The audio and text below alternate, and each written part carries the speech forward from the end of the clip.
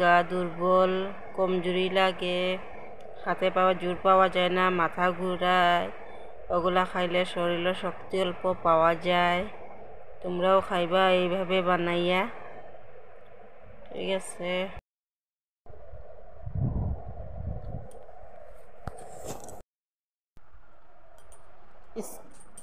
ভিডিওটা পুরো দেখবা, তারপরে বুঝতে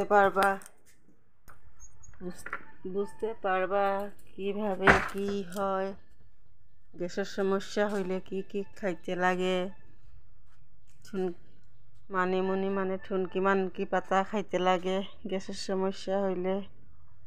কাশি হইলে তো তুলসী পাতা মধু দিয়ে সকালে খালি পেটে খাইতে লাগে। আর চিনির লবণের জল, এটা খাইলে হাত পাও মানে জোর পায় না কিবা গ্যাসের। আমার একবার হয়েছিল এরকম, মাথা ঘুরাইয়া মানে চুকু অন্ধকার করে লেছিল, ভাত খাইছি পরে গ্যাস পুরা ওভার গ্যাস হয়ে গেছে। এখন তো আমি গ্যাসের জিনিস খাইতেই চাই না, ভয়ে লাগে, চিরা দেখলে তো ভয়ে লাগে, খাই না এগুলা। ঠিক আছে বন্ধুরা, দেখতে থাকবা তোমরা ভিডিওটা।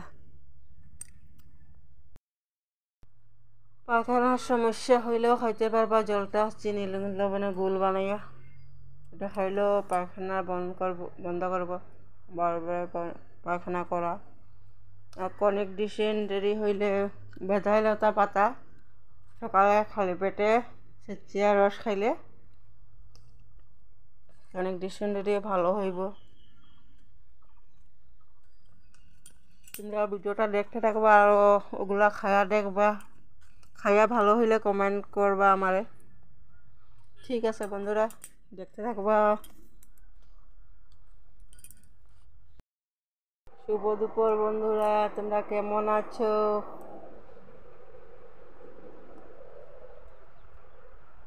আমার রান্না বাড়া হয়েছে না হইব।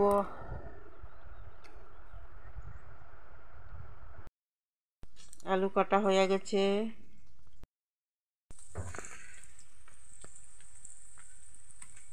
এখন পনির ভাজা হচ্ছে।